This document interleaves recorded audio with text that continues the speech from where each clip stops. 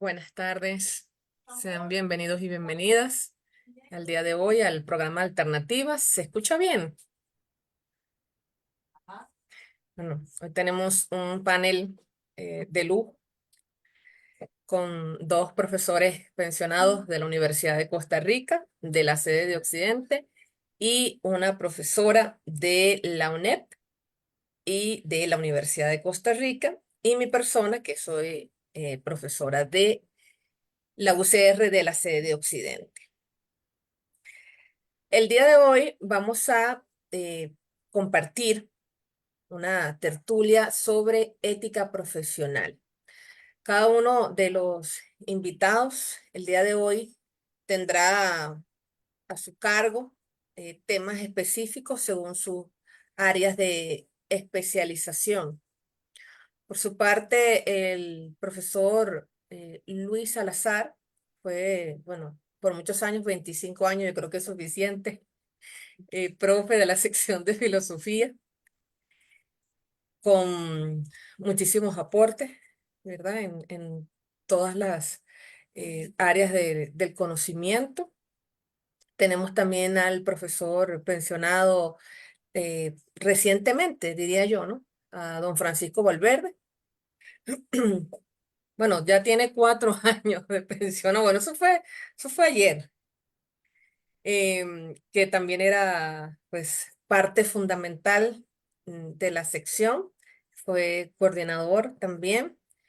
Y tenemos a la compañera Adriana González, que imparte un curso de ética profesional para docentes en la Facultad de Educación de la Universidad de Costa Rica y en la UNED, es decir, la Universidad Nacional a Distancia. El orden, digamos que voy a abrir yo, luego viene don Francisco, posteriormente la profesora Adriana y cierra don Luis Ángel. Bueno, hablar de ética en estos tiempos como que está de moda, pero nadie la aplica. Digamos, si vamos a definirla en términos generales, podríamos decir que, bueno, tiene su origen en griego, ¿verdad? Que es la palabra ethos, que no es otra cosa que un hábito, ¿no? Que es una acción humana. S- Es decir, lo que hacemos es lo que nos define o lo que nos va a definir como personas en la polis, es decir, en la sociedad, en nuestra comunidad, en el barrio, en el residencial, donde estemos. Ahora, ¿por qué es importante hablar de ética en pleno siglo XXI? Que tenemos muchos avances, ¿verdad? Cada día los teléfonos son más pequeños, los aviones vuelan más rápido, eh, podemos producir autos eléctricos, etcétera.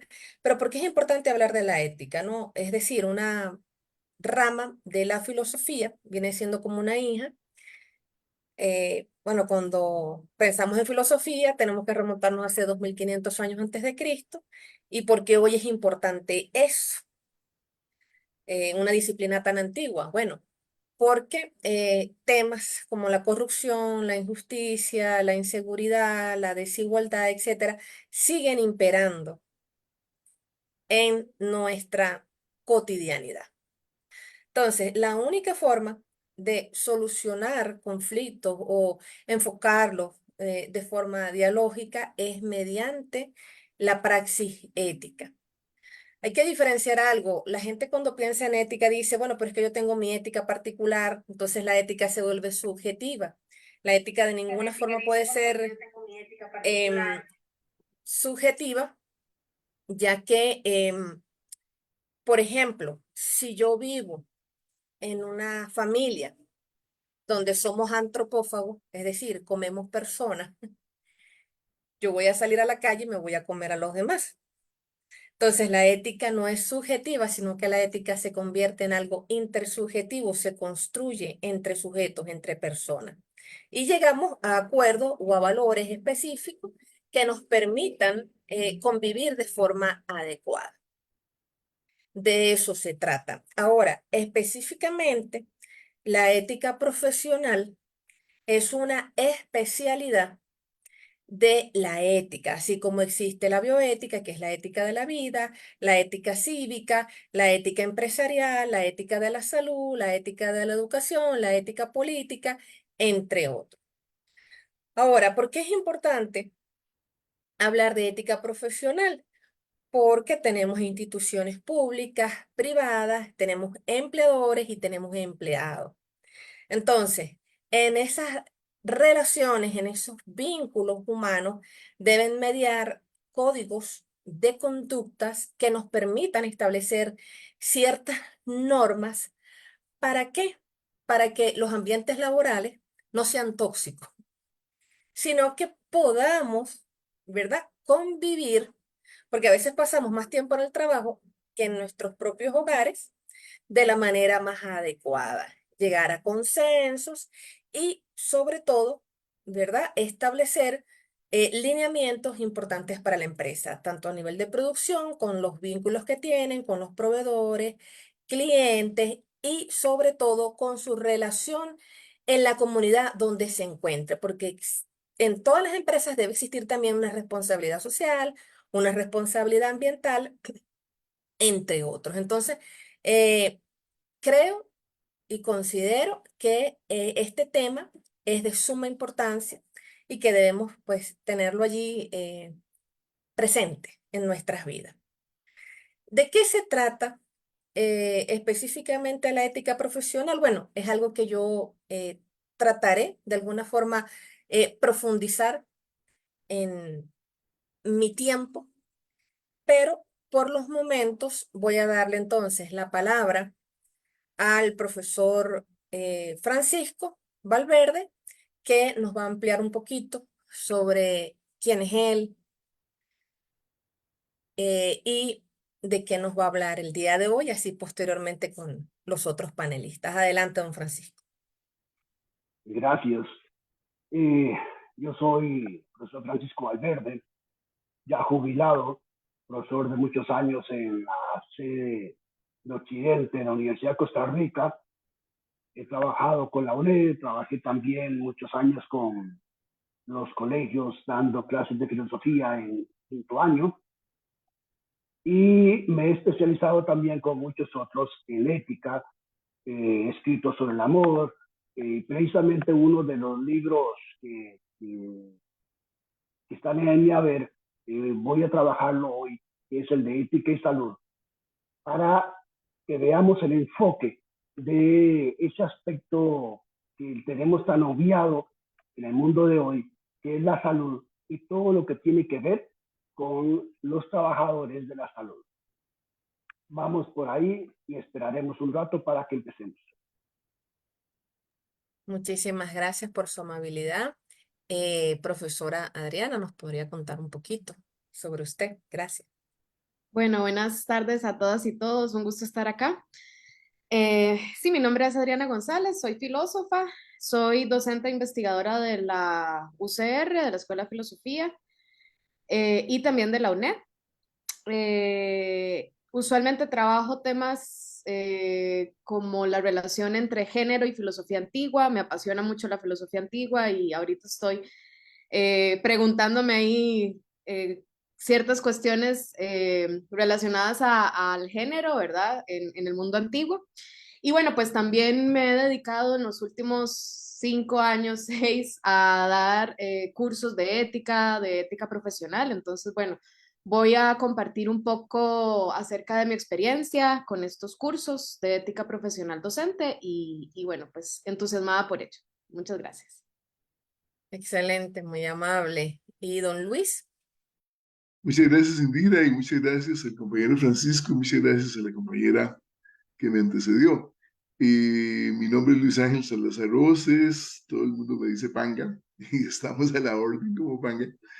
Y al igual que don Francisco, pues también he trabajado mucho tiempo en la sede de Occidente, en el campo de la filosofía y la educación, y en la UNED también. Y la temática que hoy intentaré desarrollar, aunque es enorme, es ética y política. Así es que nos vemos dentro de un ratito y quedo definitivamente a las gratas órdenes de todas y todos. Adelante, Indira. Muchísimas gracias a todos los panelistas, ¿no? Voy a intentar sintetizar algunas cosas concernientes a la temática que me tocó, ¿no? Que es ética profesional.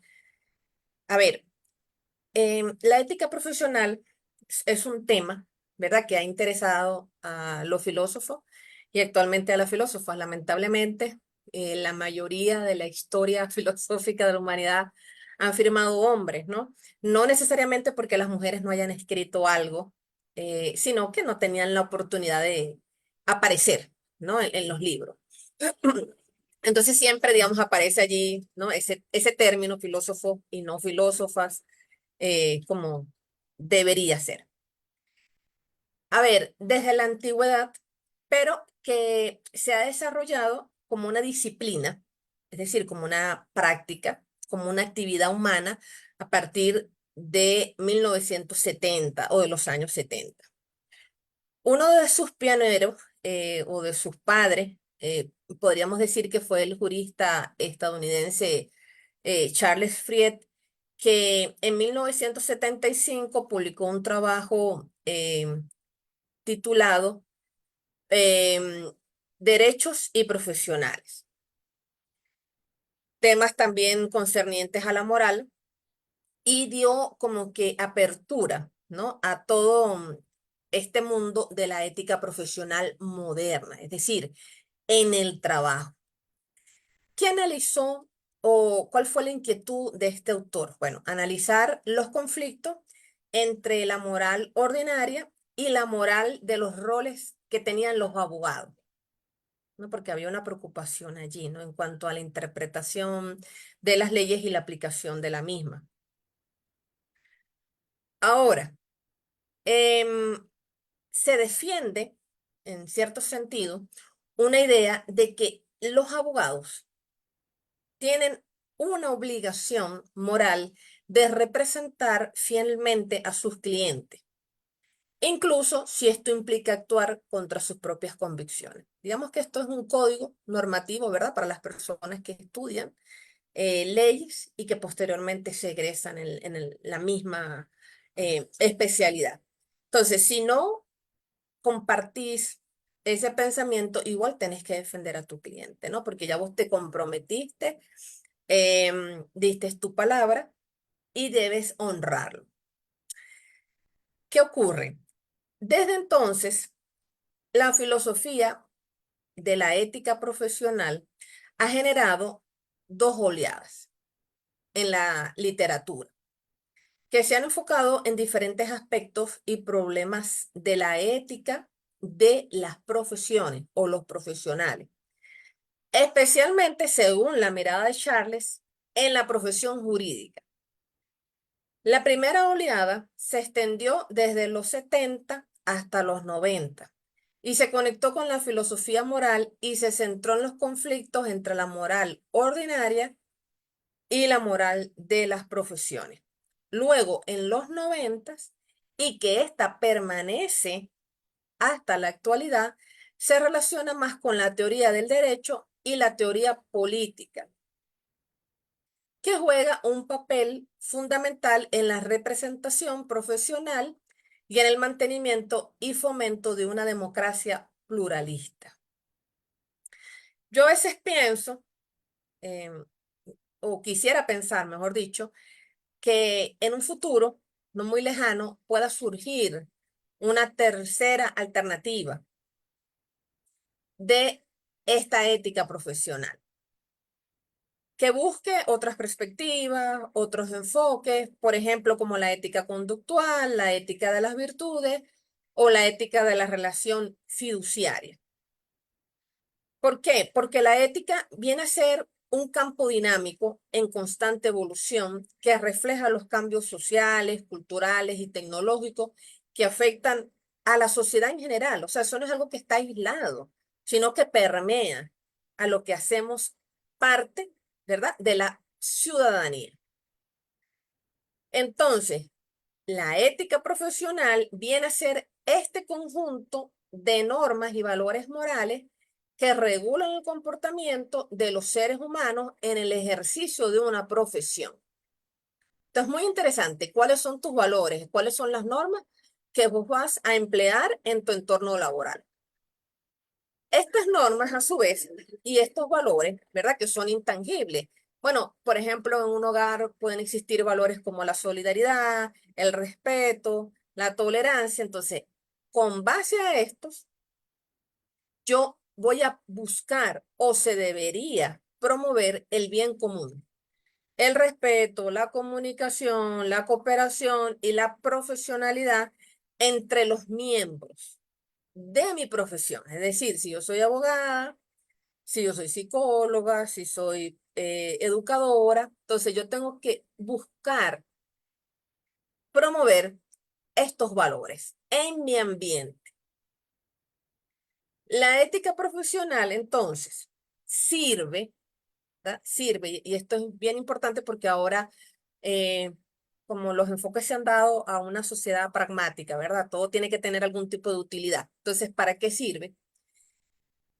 Entonces, orientaría a estos profesionales en las situaciones que se presentan en su ámbito laboral. Es decir, ¿cuál es la circunstancia en la que vos te encontrás en tu trabajo, en tu empresa, en la institución de educación?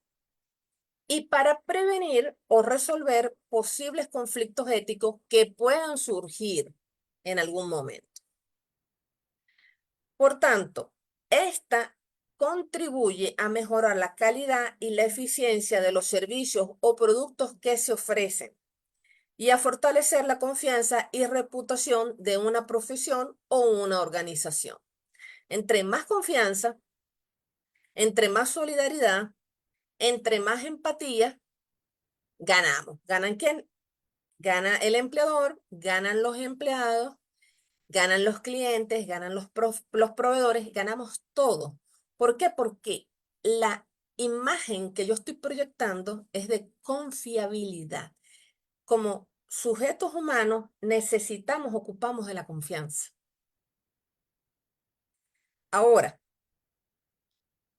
¿cuáles son o cuáles deberían ser los principios de la ética profesional? No, realmente no hay algo preestablecido. Simplemente, bueno, a través de las lecturas, las investigaciones, se llegan a intuir o a decir, mira, yo creo correcto incluir ciertos ítems o ciertos puntos en la lista. La honestidad. ¿Por qué necesitamos la honestidad? Porque la gente necesita o debe actuar con veracidad, con integridad, con transparencia, sin engañar. A nadie le gustan las mentiras. A la gente le gusta mentir, pero no le gusta que le mientan. Entonces, por eso es importante la honestidad. ¿Cuál es el otro punto? Que debe ser un principio o una columna vertebral de la ética profesional, la responsabilidad. ¿Por qué? Porque usted tiene que aprender a cumplir los deberes que le fueron otorgados o que le fueron asignados, porque ya se convierte en unos compromisos adquiridos. Y a su vez, poder asumir las consecuencias de tus propias acciones. Porque entonces a veces se ejecuta una opción, pero nadie quiere hacerse responsable. Hay un filósofo alemán que se llama Hans Jonas, él escribe un libro que se llama El principio de la responsabilidad. Entonces, básicamente él dice, somos responsables aunque no somos responsables. Yo llegaría a otra conclusión. Somos responsables de lo perecedero en tanto que perecedero. Entonces, si yo me voy a morir, y todos y todas nos vamos a morir, significa que hay una corresponsabilidad y sobre todo, ¿verdad? De la persona que tiene logos, que tiene razón, que tiene diálogo, es decir, que puede hacer una reflexión y se hace responsable del perrito de la calle, se hace responsable del gatico, de la vaca, del caballo, de las gallinas, de los árboles, del agua, etcétera. Entonces, hay una responsabilidad vinculante. También entre esos puntos que son interesantes rescatar se encuentra la justicia. ¿Por qué? Porque necesitamos tratar a todos y a todas con equidad. respetando sus derechos, respetando sus obligaciones, sin discriminar ni favorecer a nadie, ¿no? Entonces aquí entra la meritocracia. A veces nos enojamos porque entonces existe la dedocracia, yo te puse ahí. Pero desde la ética profesional, ¿verdad? Debemos actuar con la justicia. Tenemos también otro valor como el respeto, que implica reconocer y valorar la dignidad de las demás personas, la diversidad y la autonomía de las mismas, no causando daños ni ofensas. Tenemos también la confidencialidad, perdón, que implica proteger la información que los otros nos confían. No hay que divulgar eso es secreto. Si a usted le contaron algo, guárdelo allí. Échelo en el baúl de los recuerdos, pero no lo promueva. Tenemos también la competencia, que implica tener los conocimientos y habilidades que son necesarios para desempeñar nuestra profesión de manera adecuada. Finalmente, la cooperación, que es trabajar en equipo, ¿no? Yo creo que la cooperación ha sido parte fundamental de la evolución humana. Si los homínidos, ¿verdad? Que fueron las comunidades imperfectamente humanas, como le dicen algunos antropólogos, no se hubiesen asociado entre sí y hubiesen luchado contra esos grandes felinos que los atacaban y se los devoraban, entonces no tendríamos ahorita, ¿verdad? El Homo sapiens sapiens. Entonces siempre vamos a ocupar de los demás, no hay seres autosuficientes. Entonces, vamos a ir como que conectando, resumiendo para que estas ideas queden claras. La ética profesional es de suma, de vital importancia para la vida humana. ¿Ok? Vida humana, es decir, la vida que tiene ratio, la vida que puede reflexionar.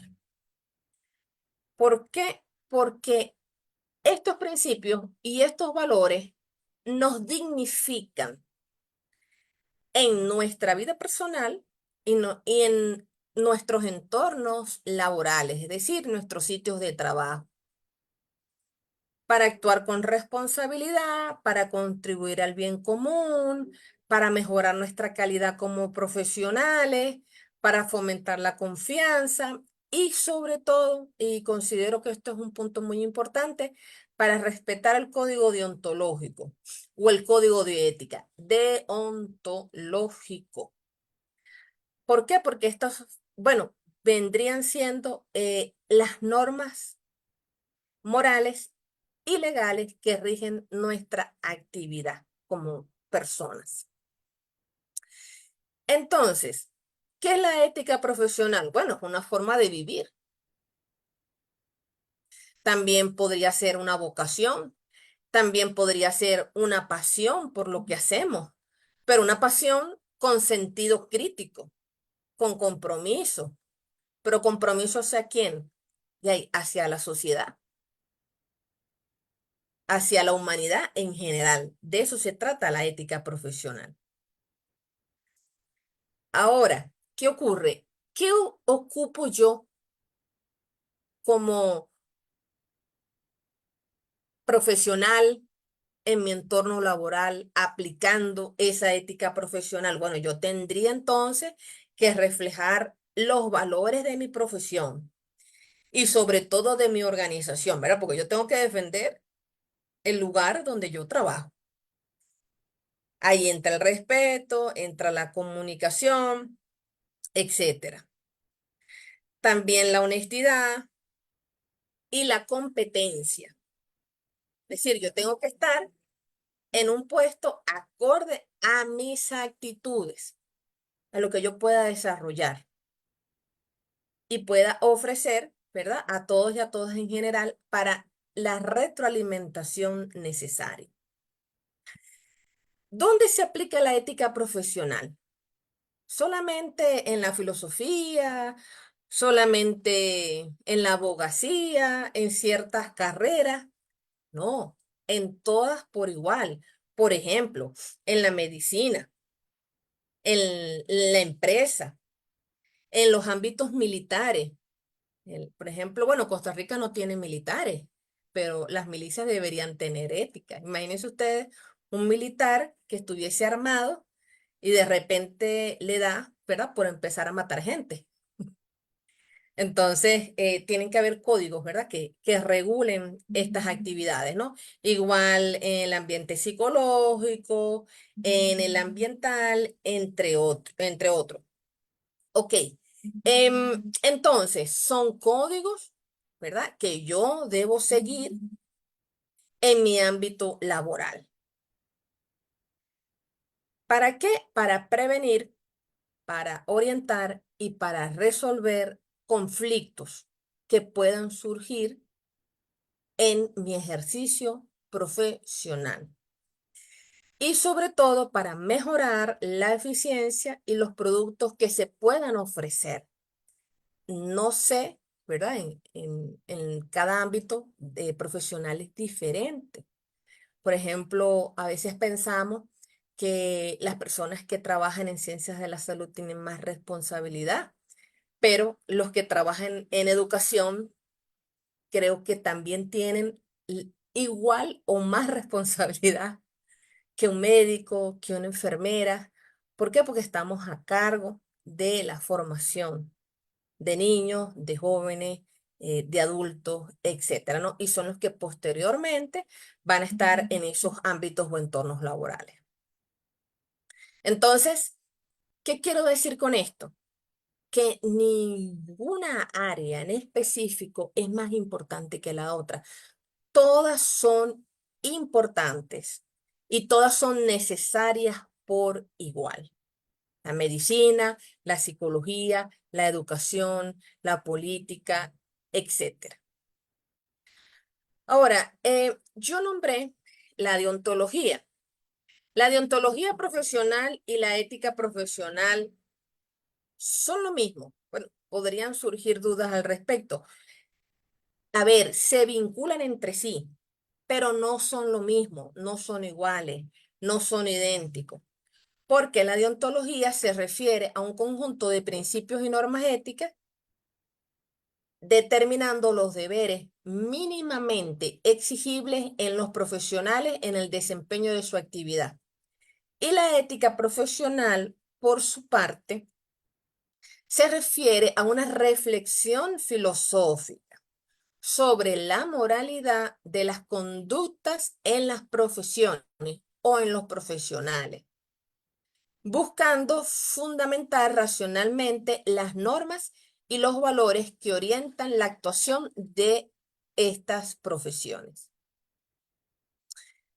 A ver, ¿de dónde nacen o de dónde surgen estos códigos deontológicos o códigos de ética? Bueno, son elaborados y aplicados por los propios colectivos profesionales, es decir, la misma gente los crea. O, en su defecto, los colegios profesionales. ¿Cuáles son los colegios profesionales? Bueno, si es Colipro, si es el colegio de médicos, si es el colegio de contadores, etcétera. Ahora, ¿qué ocurre? Que en resumen, tal vez podríamos decir que estas buscan estudiar y analizar los dilemas morales que se plantean en este ejercicio profesional y tal vez ofrecer algunos criterios para resolverlo. Hay muchos libros que han sacado, ¿no?, para tratar de eh, brindar ciertas perspectivas, ¿no?, sobre estos temas y cómo resolver conflictos de tipo ético en las empresas. Tenemos a Eduardo Bono, que escribió Seis sombreros para pensar, ¿no? Y él lo hace de forma muy lúdica. Hay sombreros que tienen colores específicos y estos sombreros tienen sus emociones. Entonces, con base a estas emociones, yo voy a actuar de una determinada forma.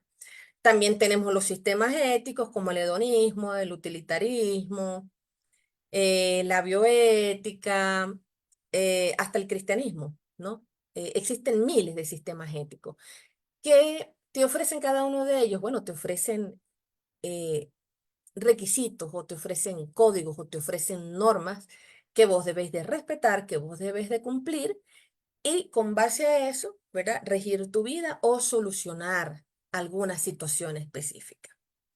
Entonces, bueno, creo que la ética en este sentido viene a ser muy práctica, viene a ser de provecho. Entonces, como si tuviésemos un morral, ¿verdad? Con herramientas. Entonces, mira, hay una situación de injusticia, yo saco la ética. Hay una situación de corrupción, saco la ética, ¿no? Entonces, dentro de la ética hay otra gama de alternativas, ¿verdad? Que, por ejemplo, están estos sistemas éticos y puedo elegir alguno de ellos. ¿Para qué? Para que mi vida sea un poquito mejor. Se trata como que de mejorar la calidad de vida de todas y todos. Por eso es tan necesaria. A ver, para buscar un poquito más de diferencia entre la deontología y la ética profesional, esta deontología se centra más en el deber, pero en cambio la ética profesional se centra más en el bien como tal, la palabra bien, bueno. La deontología entonces sería más autorregulación y la ética profesional vendría siendo más argumentación. La deontología entonces sería como que la parte que sanciona y la ética profesional sería la que tiene consecuencias, pero consecuencias ya más que todo formativas, educativas. Ahora, tenemos que elegir entre ética profesional y deontología. Tenemos que quedarnos con alguna porque es necesario. No, se pueden integrar ambas actividades. ¿Por qué? Porque lo que se busca es actuar con conciencia, con responsabilidad y con coherencia. Bueno, ya lo decía Confucio hace un tiempito atrás. Decía que él dejó de creer en el hombre, pero ¿por qué, Confucio? ¿Qué te pasó? Porque él lo observó y se dio cuenta que pensaban una cosa, decían otra y terminaban haciendo algo totalmente diferente. Entonces, lo que busca la ética profesional, lo que busca la deontología, es que este hombre y que esta mujer actúen con base a una relación entre su pensar, entre sus palabras y entre sus acciones. Eso es actuar de manera ética correcta, de acuerdo a los principios, ¿no? Que son aceptados como unos valores mínimos, es decir, de convivencia en una sociedad específica, ¿no? En este caso estamos en Costa Rica, ya vendría siendo un poco diferente, no tanto, ¿verdad? En Estados Unidos y así sucesivamente.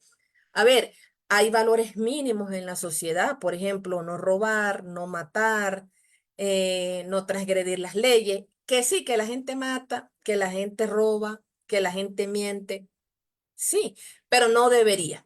Entonces, tienen que existir, ¿verdad? Estos principios, estos valores universales que vendrían siendo los 10 mandamientos, ¿verdad? Que dijo Moisés hace un tiempito atrás, bueno, que ahora nos los van a recordar, ¿verdad? En Semana Santa, en la película otra vez. Em, los 10 mandamientos lo que son códigos deontológicos.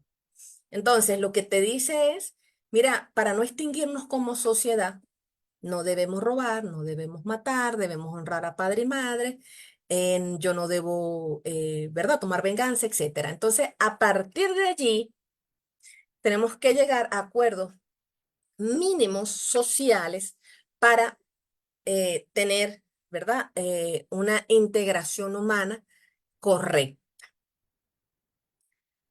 Ahora, em, para ir finalizando, ¿por qué es importante la ética profesional en la educación, en los colegios, en las escuelas, en las universidades? Bueno, sencillamente porque contribuye a formar personas íntegras, responsables, justas, respetuosas, que puedan actuar de alguna forma consciente, ¿verdad? Es decir, que sepan lo que están haciendo, que tengan compromiso con su vida, sobre todo. ¿Por qué? Porque en la vida y en el ejercicio profesional pueden surgir infinidad de situaciones. Entonces, ¿cómo voy a actuar ante ellas? se puede enseñar o cuál es la moraleja, ¿verdad?, que nos deja la ética profesional. Bueno, conocer diferentes corrientes de pensamientos, fomentar el diálogo, podemos utilizar casos prácticos, es decir, el estudio de casos, ¿no?, que pueden ser reales para analizar dilemas éticos, es decir, ¿qué hago? ¿Qué elijo? ¿Verdad? Si es verde o es rojo. También para proponer principios éticos universales, para crear, y yo creo que esto es necesario, ¿verdad? Recursos audiovisuales como cortometrajes, películas, documentales, que puedan generar debates en los mismos, ¿no? En estos espacios para los niños, las niñas, y, bueno, los adolescentes, adultos. También hay que fomentar de alguna forma la participación de los estudiantes en proyectos y de actividades solidarias, sociales, ambientales. Y muy importante, ¿no? En nuestra vida cotidiana, en nuestros hogares, en nuestros espacios de esparcimiento. Cómo nos manejamos con nuestros amigos, con nuestras familias, cómo nos dignificamos, ¿no? Como sujetos, como personas. Y bueno, creo yo que mediante el empleo de esta ética profesional podemos lograr en algún momento tener una sociedad, no sé si utópica, ¿no? Pero que en la mayoría de estas al menos reinen o convivan personas que sean responsables, que sean justas, que sean respetuosas, y que, bueno, que puedan aprender a ejercer estos derechos para mejorar su calidad de vida, la calidad de vida de los demás, ¿verdad? Y poder, pues, ser eficiente en sus entornos, pues, de trabajo. Yo creo que yo voy a ir cerrando porque me agarré más del tiempo que me correspondía. Si queda alguna duda, entonces vamos a ir ampliando algunas cositas más adelante. Le voy a dar el pase a mi colega, el profesor Francisco Valverde. Adelante. Bien, aquí estamos. Si me escuchan bien, empezamos. Hay que tomar las palabras que la compañera nos ha acabado de decir, porque son importantes para ya la aplicación en diversas ramas específicas de las profesiones. Y en este caso que me toca, refiere a todos los trabajadores que tienen que ver con la salud. Enfermeras, enfermeros, oficinistas, todo lo que es la parte administrativa de hospitales, clínicas, EBAIS, etcétera, y los mismos médicos. Todos ellos tienen que ver con la ética para la salud y no solamente para un espacio en ellos. Y esto precisamente porque tienen a un ser humano como objeto de su estudio y de trabajo, que es el paciente. Así que nosotros vamos a empezar por poner las cosas claras. Debemos definir qué es la salud y qué es lo que debería entenderse para saber lo que el espacio médico, el espacio en general de la medicina, debe tocar con respecto al paciente. La ética, como dijo la compañera, tiene dos ámbitos. Uno que es meramente subjetivo y otro que es objetivo, y en este sentido se intenta que sea universal. Pues aquí el asunto es donde nos deja con problemas, porque la mayoría, si no todos, los colegios profesionales trabajan con códigos deontológicos, es decir, normativas, deberes, derechos que se siguen para casos particulares específicos y que se le pide a cada uno cumplir bajo pena de un castigo si no se cumple con ello. Es decir, son códigos punitivos. Este tipo de ética va al caso particular, a lo que nosotros hacemos en específico y punto. Más allá de eso no va. La ética racional, la ética puramente filosófica, no se queda en eso. Trata de ir más allá del trabajo puramente particular de cada uno. Trata de ver al ser humano con el que va a estar, con el que va a trabajar, con el que va a mediar, con el que va a intentar reparar su salud. De esta forma, si nosotros nos quedamos nada más con el código deontológico, estamos viendo nada más una parte pequeña de ese paciente, de ese ser humano, y estamos obviando todo el resto que implica el ser humano. Mens sana in corpore sano, decían los antiguos. Mente sana en cuerpo sano. O sea, había una relación bimodal que no podía ser separada, que debía estar y mantenerse unida siempre, porque tanto mente como cuerpo no se podían ver por aparte una sin la otra. No obstante, eso es lo que nosotros tenemos hoy día y ustedes lo pueden ver fácilmente en los consultorios donde ya han asistido.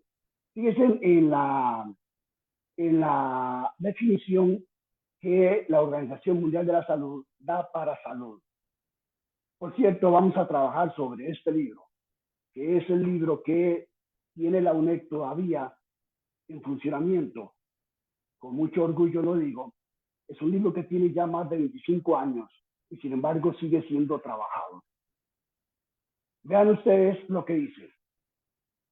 Es el estado de completo bienestar físico, el estado de completo bienestar físico, mental y social, y no solamente la ausencia de afecciones o enfermedades. La OMS establece también un credo, que es el siguiente: el goce del nivel de salud más alto posible es uno de los derechos fundamentales de todo ser humano, sin distinción de raza, de religión, creencia política, económica o posición social. La salud de todos los pueblos es fundamental para la consecución de la paz y la seguridad y depende de la cooperación plena de los individuos y de los estados. De esta forma, es una definición más plena del ser humano, que debe tomar en cuenta la realidad de la persona, la calidad de vida, la realidad de las aspiraciones a la felicidad, al bienestar y, por supuesto, la realización integral del individuo como persona y como ser social. O sea, aquí tenemos una visión holística, plena, completa del ser humano.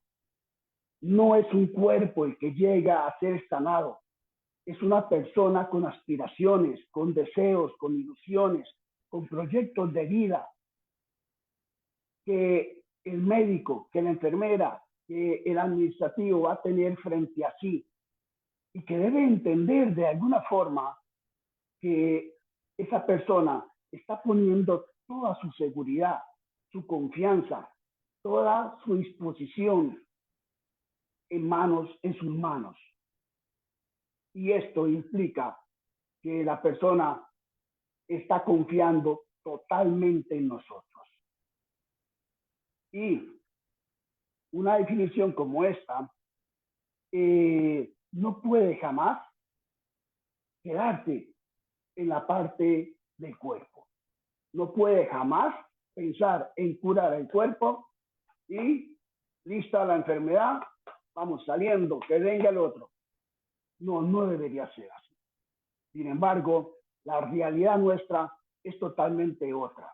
Desgraciadamente, la salud pública masiva, que es la que nosotros tenemos en clínicas, CEBAIS y en hospitales, hace que los médicos, enfermeras y administrativos no puedan detenerse en contemplar en ese paciente más allá de la situación de salud del cuerpo. No estamos exonerándolos de responsabilidad, no, porque tienen cantidad de responsabilidad también debido a que la persona, debido a que el médico, el administrativo, el sistema de enfermería se acomodan y se acomodan de tal forma que esa zona de confort es muy difícil de sacarla. Al final, los trabajadores de la salud escogen estas áreas de trabajo más por el salario que les ofrece el sistema que por su condición de vocación. De hecho, antiguamente el médico era una especie de sacerdocio en el que estaba completamente dedicado a esa función y sabía que podía perfectamente hasta tener mala paga. Sabía que el pobre podía perfectamente no poderle pagar. Sabe que el rico sí puede hacerlo, pero si le da todo al rico, puede ganar mucho dinero, pero va a terminar siendo su esclavo. Mientras que el pobre únicamente va al médico cuando ya es urgente. ¿Y por qué? Porque sencillamente cuesta dinero.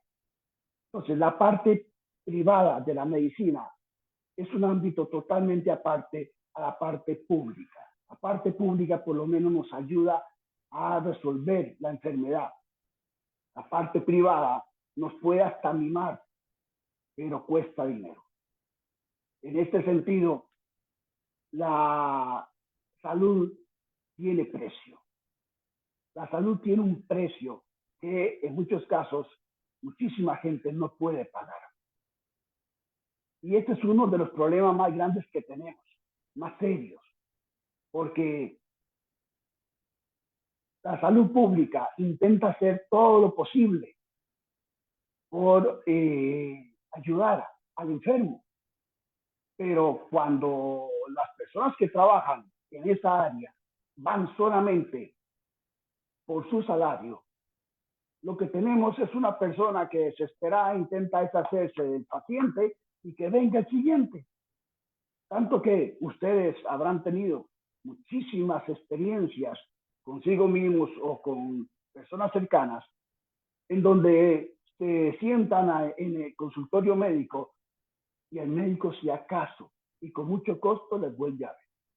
A veces incluso ni siquiera les vuelve a ver y les escucha que tiene, lo apuntan y determina qué es, determina el medicamento que debe darles y tómese esto tantos días y venga que lo veo dentro de 3 meses. Venga el siguiente. Algo ridículo, visible, pero que funciona así definitivamente. Uno diría, bueno, pero es que la persona debería ser mejor atendida. Sí, pero es que el sistema público incluso les tiene horarios y tiempos de trabajo a los mismos médicos. Tanto es así que si ustedes preguntan el tiempo que debe tener cada médico con un paciente son 15 minutos. 15 minutos. Y eso es sencillamente ridículo. A veces el médico necesita estar 1 hora con el paciente o más para poder ver más allá de esa enfermedad, para poder ver dentro de sí lo que el enfermo está proyectando y que puede perfectamente estar relacionado con la enfermedad que trae. Estas situaciones son de constante, de frecuencia, de cotidianidad en los centros de salud.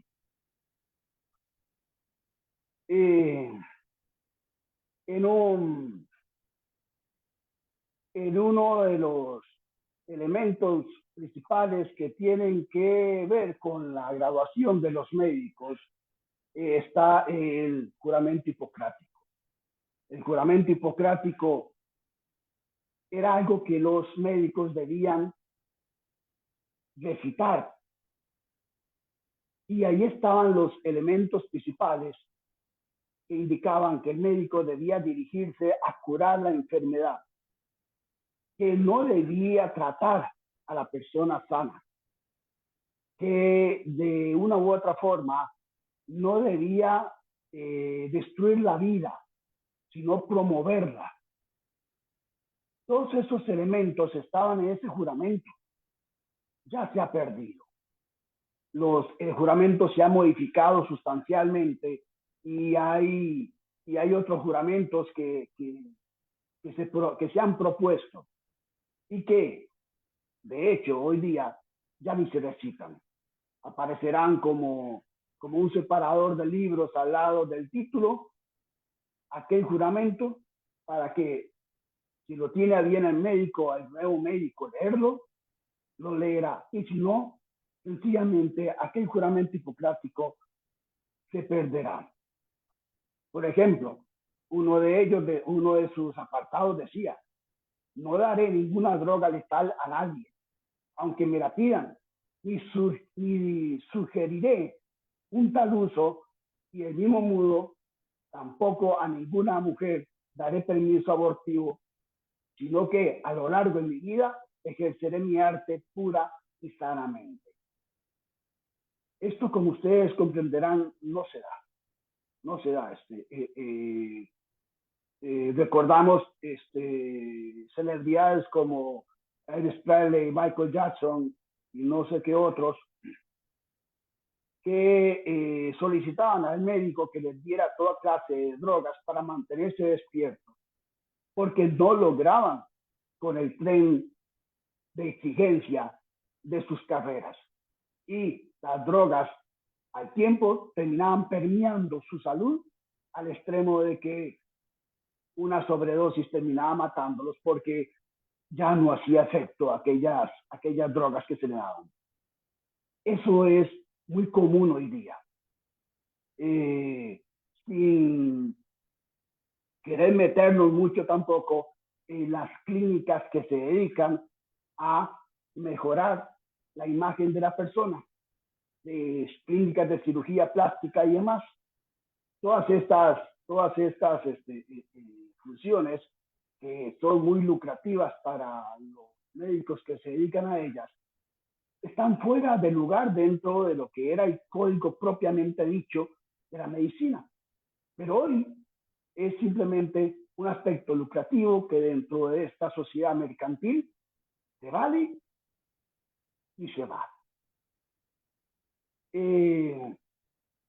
Desgraciadamente, como les digo, nuestro sistema está hecho en este momento de tal manera que ya no es posible devolvernos, porque habría que reformar incluso los mismos códigos profesionales de los colegios para que dejaran de ser tan deontológicos y vieran más allá a la persona, al individuo que está frente a nosotros, que ha puesto su confianza plena en nosotros para que le ayudemos.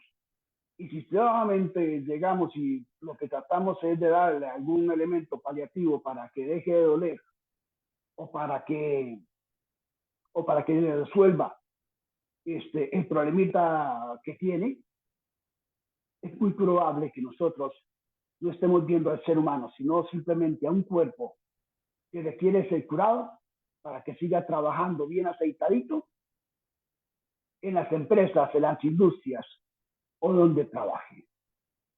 O sea, el médico manda máquinas trabajando bien aceitadas y sin alma. Alma en el sentido de la parte espiritual que el ser humano implica, no solamente mentalmente, sino en toda su consideración como ser humano. Esto es algo que se ha insistido muchísimo en los comités éticos que debe verse, pero quien lo hace es un filósofo, por lo general, y si investigan un poquito, se darán cuenta que en los comités éticos no hay filósofos, no hay un filósofo, una filósofa. que esté interviniendo ahí para para que ese comité vaya viendo más allá de la mera situación particular que están tratando y puedan ver al ser humano integral, completo, en el que la mente sana requiere de un cuerpo sano, y un cuerpo sano requiere de una mente sana. Esto es vital, esto es esencial, es fundamental para que el ser humano pueda recobrar su felicidad. De lo contrario,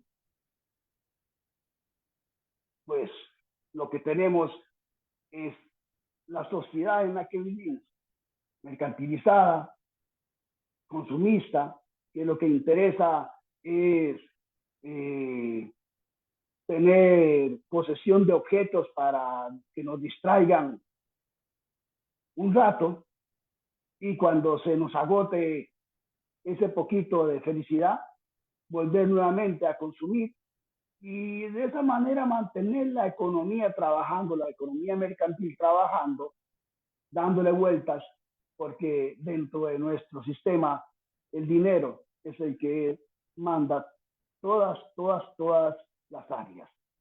Desgraciadamente los médicos han llegado a caer en esta trampa, y los médicos, como muchísimos otros trabajadores, van por la paga más que por su sacerdocio, su vocación, que es la de mejorar la vida integral de todo ser humano. Aquí les voy a dejar, creo que completé mi tiempo. Vamos a ver si en la central nos siguen. A ver, bien.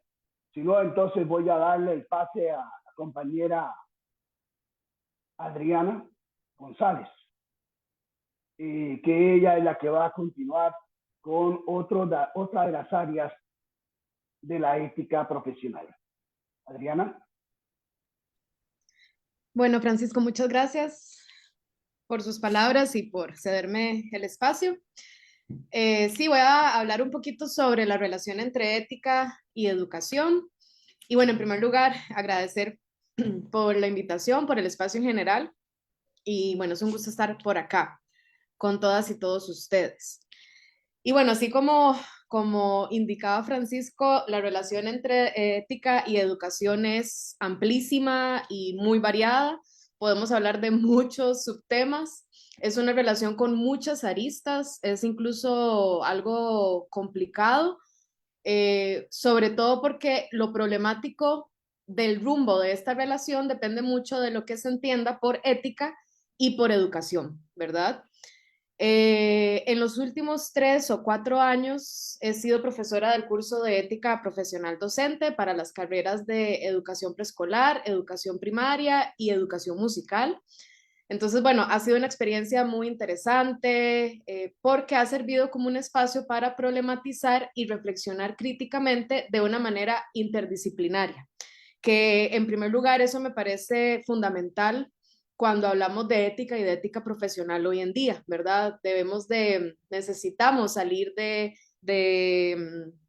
¿verdad? Como de nosotros mismos, nosotras mismas y entablar diálogo con otras personas, con otras disciplinas y si queremos entonces dar contenido real y particular a lo que es ética profesional, ¿verdad? No debemos de olvidar esa parte. Entonces, bueno, esa experiencia ha sido muy interesante y justamente a partir de ese diálogo interdisciplinario hemos logrado deconstruir y reconstruir continuamente esos conceptos de ética y educación, lo que es la ética profesional también, lo que es ser una persona profesional y en este caso lo que es ser una persona docente, ¿verdad? Entonces, bueno, me ha gustado muchísimo en el curso preguntar constantemente por el papel de la ética en el ámbito educativo contemporáneo, sobre todo en el ámbito costarricense, así como preguntar por el aspecto ético e incluso político de la educación misma y de las personas, de todas las personas involucradas en eso.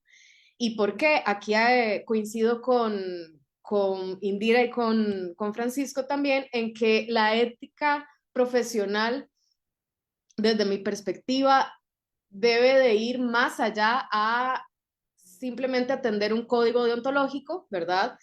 Sino que debe de meterse con todos estos temas clásicos de la ética, ¿verdad? A partir de esta reflexión filosófica, pues, histórica, ¿verdad? Entonces, en este sentido, más que seguir una normativa de lo que debemos y no debemos hacer en nuestras vidas o en nuestros ejercicios profesionales, que es lo que usualmente consideramos como deontología, ¿verdad? Un código que nos diga qué hacer, qué debemos hacer, cuáles son los principios que tengo que tomar en cuenta para actuar. Considero más necesario e incluso más interesante tomar a la ética y a la ética profesional como esa disposición de reconocer el contexto en el que se está y en el que se actúa, de reconocer las emociones y los afectos involucrados en lo que estamos atravesando, en la problemática que surge, ¿verdad? También esa disposición de reconocer la otredad, la pluralidad que constituye la experiencia humana y las sociedades contemporáneas, ¿verdad? Así como esa disposición para deliberar y tomar decisiones considerando todo lo anterior, ¿verdad? Y junto con otros. En este sentido, en clases hemos llegado a más o menos darle cuerpo a la noción de ética, ¿verdad? Que es algo que, como bien decía Indira, siempre hay que volver a ello, hay que volver a preguntarnos qué es moral, qué es ética, cómo relacionarlas, ¿verdad? Entonces, a lo que hemos llegado a construir en clases es, por decir así, como un triangulito donde está el concepto de ética, y uno de sus puntos es, bueno, pues entender la ética como esta reflexión y este análisis filosófico de lo moral, del fenómeno de lo moral, de los sistemas, diferentes sistemas normativos que existan. También, ¿verdad? Entender a la ética como un análisis conceptual y teórico. ¿De qué? De conceptos como el bien, la justicia, ya hablando como más en este aspecto deontológico de la ética profesional, bueno, conceptos como el respeto, la responsabilidad, etcétera, ¿verdad? Y también algo que me gusta mucho y que metemos mucho en clase es entender la ética como una fundamentación de lo moral, pero una fundamentación no fundamentalista de la moral, ¿verdad? Que es un concepto, de hecho, que introducen a Lucía Fonseca justamente en su texto Detrás del Trono, ¿verdad? En esta parte, en este capítulo que habla sobre, bueno, se titula Hacia una ética sin pecado, ¿verdad? Entonces, bueno, primer punto, entender la ética de esa manera. El otro punto de nuestro triángulo, ¿verdad? De la ética, hemos llegado a las conclusiones de que, bueno, tiene que haber diálogo intersubjetivo, por supuesto, diálogo interdisciplinario e intercultural, ¿verdad? Evidentemente, pues se tiene que partir de la pluralidad que antes mencionaba, del reconocimiento de que vivimos o al menos, ¿verdad? Pretendemos, queremos vivir en sociedades democráticas, pluralistas, equitativas, ¿verdad? A lo cual también pues es necesario como reflexión filosófica que en este apartado la ética también se pregunte por, bueno, ¿qué significa entonces ser ciudadanía? Ser ciudadana, ciudadano, ¿qué significa la ciudadanía? ¿Qué significa ser profesional? ¿Verdad? Entonces, bueno, precisamente ahí también solemos problematizar esos conceptos. Y el otro punto que manejamos mucho en estas clases es que la ética ha de considerar e integrar las emociones, los afectos, que es un tema, ¿verdad?, que siempre ha sido muy problemático para la filosofía, la emoción, la pasión, el afecto, ese patos, ¿verdad?, que usualmente se ve como objeto de esclavitud, ¿verdad?, de confusión para este sujeto moral, racional, que toma elecciones, ¿verdad? En este sentido, creo que hemos apartado mucho las emociones, los afectos de la reflexión ética, incluso de la ética profesional, pero en este contexto de las clases nos hemos cuestionado mucho eso y más bien hemos hablado mucho de la necesidad de una educación emocional a la par de una educación ética, ¿verdad? En las sociedades actuales. Eh, y bueno, pues quizá para sintetizar estos tres puntos en los que, ¿verdad? Se juega la ética desde mi perspectiva hoy en día. Eh, También hablamos mucho de, bueno, en qué tipo de ética podríamos estar pensando, ¿verdad? Para enmarcar nuestra ética profesional, ¿verdad? Y usualmente hoy en día, aunque no generalizado, se suele hablar o hay una tendencia de hablar de una ética civil, una ética secular, una ética pluralista, interdisciplinaria, en donde haya justamente debates, consensos, no necesariamente soluciones definitivas, sino acuerdos, acuerdos mínimos, ¿verdad? Eso es algo que incluso también la misma Ana Lucía Fonseca habla mucho en este texto. En fin, una ética que respete pues los derechos humanos, aunque es muy complejo ese tema, ciertamente, pero es por lo menos ahí un punto de partida. Una ética que respete incluso el resto de los animales, de la naturaleza y que busque una convivencia de bienestar, ¿verdad? Entonces, justamente, ¿verdad? En clases tratando de responder qué es ética, pero sobre todo qué es una ética profesional docente, llegamos a esto, de que una ética profesional docente contemporánea necesita enmarcarse en esta ética civil, ¿verdad? En esa ética que quizá yo describiría como una ética que parta de la pluralidad, que tenga como horizonte el reconocimiento y el respeto de la misma, el cuido, ¿verdad? Bueno, lo que sería todo lo que es, hoy en día se habla de la ética del cuidado, que más adelante voy a hacer alguna referencia a ello, pero entonces que tenga como horizonte el cuidado, la cooperación mutua, el pensamiento crítico y por supuesto la autonomía, ¿verdad?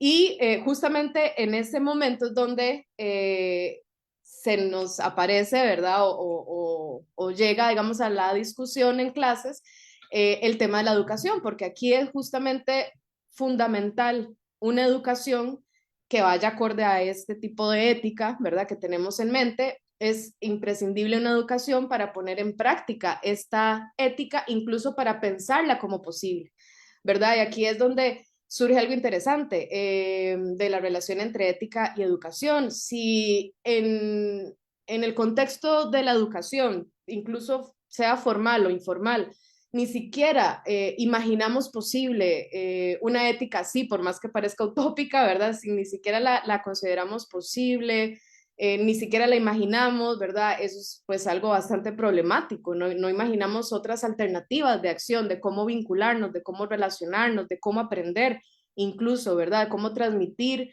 construir conocimientos. Entonces ahí, ¿verdad? Para lograr una ética cívica que enmarque una ética profesional docente, necesitamos una educación que la propicie, porque incluso también nos hemos dado cuenta que a la larga es esa disposición ética de reconocimiento de la diferencia, de la pluralidad, del diálogo, del cuidado, de la cooperación mutua, es esa disposición ética la que va a estar atenta por las mismas condiciones de posibilidad de una educación que, digamos, recordando a Paulo Freire, de una educación que sea liberadora e inclusiva, ¿verdad? Y no una educación bancaria, ¿verdad? Que no necesariamente entonces están marcadas por valores que necesitamos hoy en día, ¿verdad? Que son urgentes hoy en día de tener, ¿verdad? Entonces, sí, hablamos, hemos logrado pues como esa necesidad, ¿verdad? De hablar de educación y ética, pero de una ética que sea autónoma, cívica en los términos anteriores mencionados, y una educación liberadora e inclusiva, ¿verdad? Por lo menos ahí empezamos como a delimitar nuestro terreno para poder pensar entonces en cómo afrontar los problemas que surgen hoy en día, ¿verdad? Y bueno, evidentemente uno de los obstáculos con los que solemos lidiar cuando llegamos a esta parte de las reflexiones es que, ¿verdad? Bueno, ¿cuál es la condición de una ética y de la educación hoy en día, ¿verdad? Sobre todo considerando por lo que está atravesando el mundo, ¿verdad? Sobre todo hoy, 2023, 24, perdón, vivimos pues aún, ¿verdad? Entre guerras, genocidios, repitiéndose una y otra vez, discriminaciones y violencias. Entonces ¿verdad? Nos hemos dado cuenta que es realmente preocupante que la educación que más se consume al menos, ¿verdad? Y desgraciadamente, sea formal y no formal, esté enmarcada por valores excluyentes, valores que quizá no estamos reflexionando del todo, que quizá no estamos cuestionando a la luz de las sociedades contemporáneas, ni de los retos que enfrentamos como sociedad y como mundo hoy en día, ¿verdad? Y hemos logrado identificar eso como uno de los mayores problemas, ¿verdad? Porque muchas veces siguen reproduciéndose los valores de, por ejemplo, la jerarquía, el individualismo, el poder, el consumo, el oportunismo, la explotación, ¿verdad? Muchas veces, sin darnos cuenta, la misma educación llega a reproducir estos valores, ¿verdad? Valores excluyentes, que pues no nos dejan ver los problemas, ¿verdad? Ni pensar en otras alternativas, ¿verdad? Entonces, bueno, justamente también nos hemos preguntado, bueno, ¿cuál es el problema de estas éticas que solemos llamar éticas normativas, normalizantes, éticas heterónomas, ¿verdad? ¿Cuál es el problema con una educación bancaria, ¿verdad? Algo que hemos como puesto en la mesa de manera muy enfática es que el problema es justamente el concepto de ser humano o el concepto de sujeto moral en las que descansan estas éticas más bien como muy normativas, ¿verdad? Con valores excluyentes y por lo tanto una educación afina a ello, ¿verdad? Usualmente descansan en el concepto de un ser humano como un sujeto pasivo, vacío, al que hay que llenar con normas, mandatos, con información, decirle qué hacer, cómo hacerlo, ¿verdad? Y un gran problema, ¿verdad?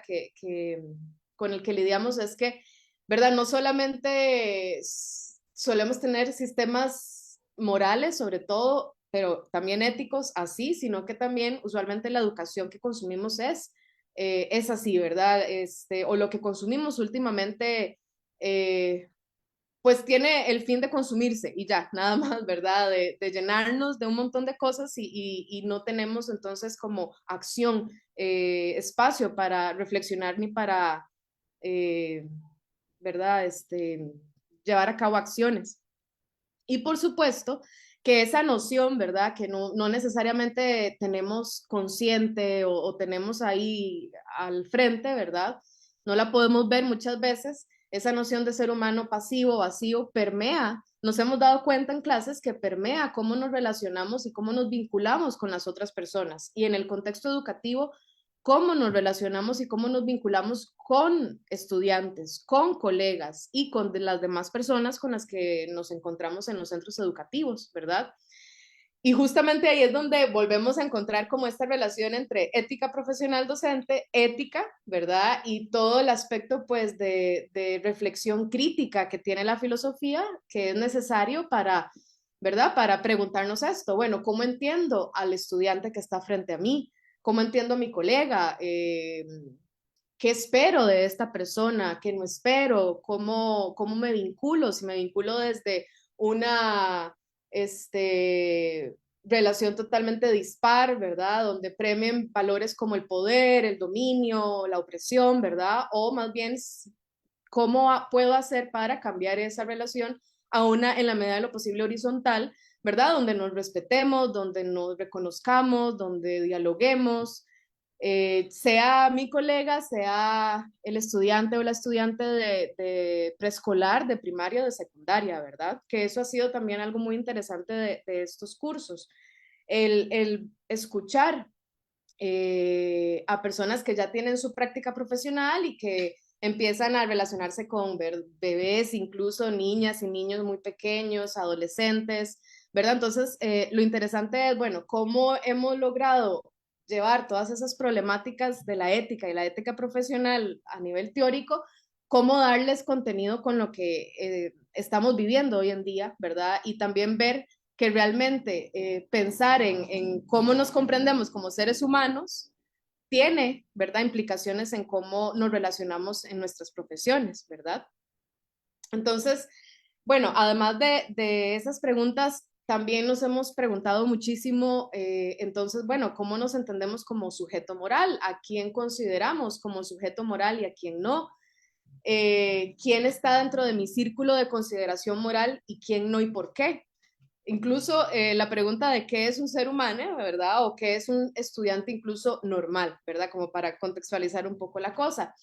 Y es que, de nuevo, ¿verdad? No considero que haya una adecuada ética profesional docente sin que pase por estas preguntas, que son preguntas, ¿verdad? Básicas, claves de la ética como disciplina filosófica, ¿verdad? Incluso más allá de las diferentes respuestas que hemos dado y que hemos construido en conjunto, nos terminamos preguntando algo más urgente, ¿verdad? Es si, bueno, cómo se nos ha educado al respecto, ¿verdad? Cómo se nos han hablado en clases sobre lo que es un ser humano, una mujer, un hombre, sobre lo que son los animales, sobre las relaciones con los animales no humanos, cómo debemos tratarlos, la naturaleza, ¿verdad? Son cosas que en principio las mismas y los mismos estudiantes me comentan. Están en los currículums, se trata de hablar, ¿verdad? De que este va a ser el enfoque nuevo de la educación del siglo XXI, ¿verdad? Pero siempre se pega como con ese obstáculo de que, bueno, pero se está hablando de esto en clases, cómo se está hablando, quiénes lo están hablando. Están también las personas profesionales docentes recibiendo capacitaciones, que incluso es uno de los artículos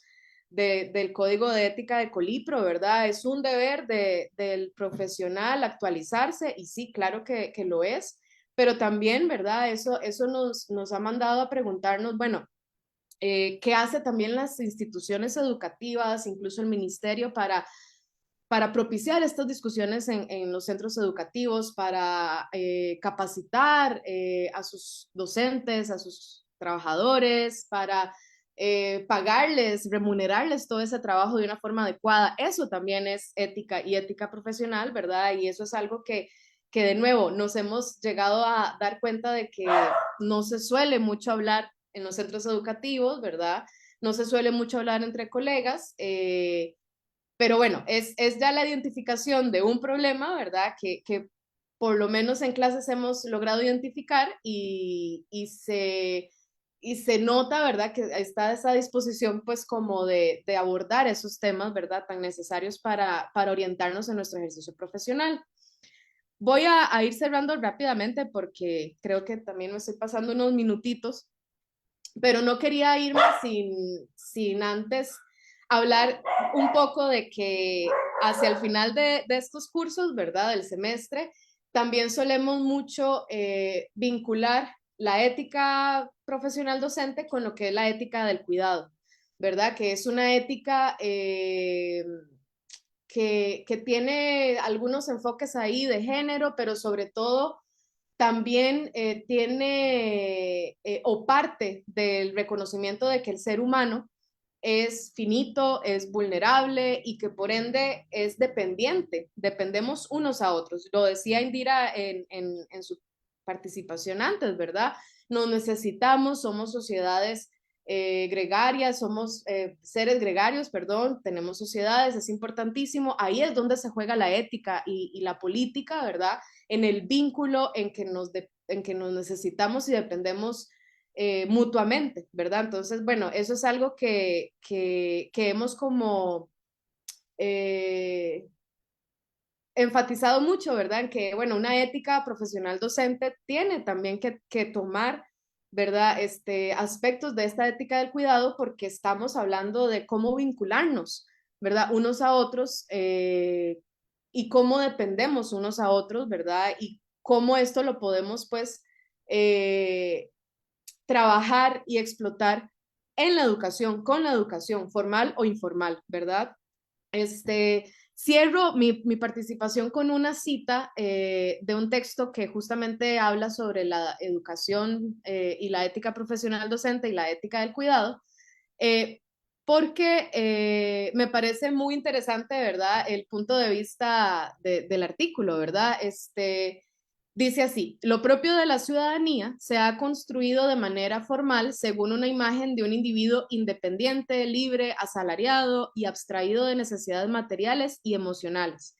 Y en consecuencia, el sistema educativo ha priorizado lo intelectual por encima del desarrollo completo de la persona.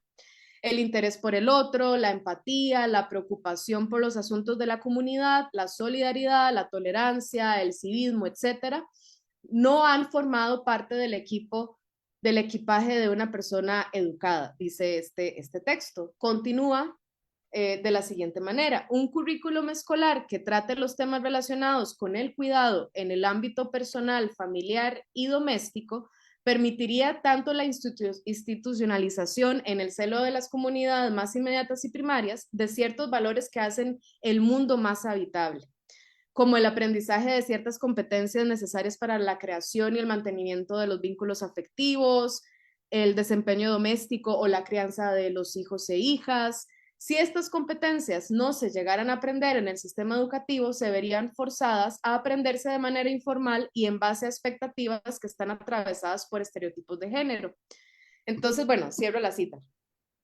Con la cita quería mostrar un poco que, ¿verdad?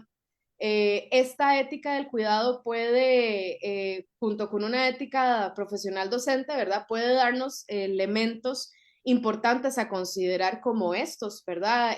La atención a los vínculos que necesitamos tener, el cómo aprender unos a otros a cuidarnos a sí mismos, ¿verdad? Atender las necesidades básicas, priorizar todo ese tipo de cosas, ¿verdad? Junto con las pues cuestiones más académicas, quizá, ¿verdad? Es de igualmente importancia, tiene la misma importancia, ¿verdad? Y así es como uno o una puede pensar un ejercicio ético docente integral, ¿verdad? Que no solamente, pues obviamente, lea el código normativo, tenga, digamos, noticia de estos valores, pero que también tenga las herramientas reflexivas, críticas y emocionales para, ¿verdad? Cuestionar esos mismos valores en función del contexto, de dónde estamos, a quiénes tenemos al frente y qué queremos de estas, ¿verdad? De estos momentos y de estas relaciones que estamos pues manteniendo. Y bueno, pues ahí quedo. Muchas gracias. Quizá más adelante podamos ahí revisar alguna pregunta, alguna cosa que se perdió. Pero bueno, muchas gracias por la atención. Muchas gracias, Adriana. Vamos a darle el pase a don Luis, por favor. Don Luis, qué misterio. Mejor a panga, panga. Bueno, la ventaja de quedar de último en una exposición, desde mi punto de vista, tiene una gran ventaja y una pequeña desventaja. La gran ventaja es todo lo que aprendemos escuchando a quienes nos antecedieron, ¿verdad? Y esta no ha sido la excepción. He aprendido muchísimo, muchísimo, muchísimo y muchas gracias por todo lo que me han enseñado esta tarde-noche. Y la desventaja es que no me va a quedar más que repetir algunas cosas, ¿verdad? En algún momento de la exposición. Pero al rato que no es desventaja, porque esas cosas me orientan mucho mejor, realmente, ¿no? Y una notita, por favor, Indira, que me recuerde el tiempo, porque cuando me suelto a hablar, mamacita, entonces que me suelte, que me indique el tiempo, y si no me callo, entonces que me suelten el perro que estaba ladrando tan bonito, para que me muerda, si no hago silencio.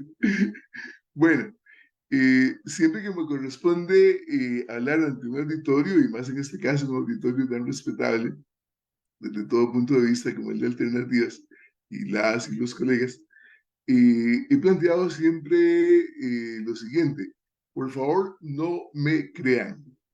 Lo que voy a decir, por favor, no me lo crean. Investiguen, analicen, reflexionen, cuestionense, ¿verdad? Y si en algún momento llegan a la conclusión de que lo que dije no es verdadero, pues que me lo reclamen de alguna manera, ¿verdad? Que Dios y la Pasha me lo reclame definitivamente. Entonces reitero, por favor no me crean, sino que investiguen, ¿verdad? Yo solamente voy a dejar algunas inquietudes por allí. Necesariamente al hablar de ética y política, necesariamente tengo que referirme un poquito a qué es el ser humano, abonando o empobreciendo lo que ya las y el compañero han dicho al respecto. Desde mi punto de vista, el ser humano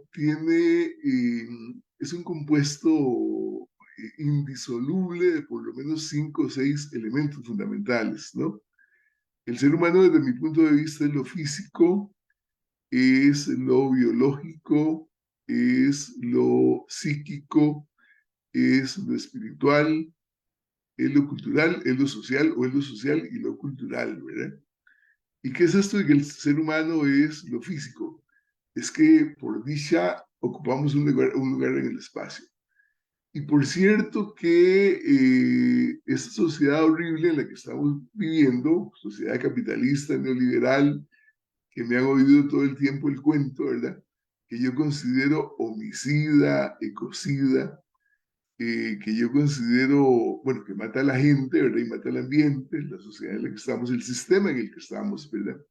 Yo lo considero, reitero, eh, capitalista neoliberal, homicida, mata a la gente, ecocida, mata a la naturaleza, porque más bien convierten a la naturaleza y al ser humano en materia prima para hacer dinero.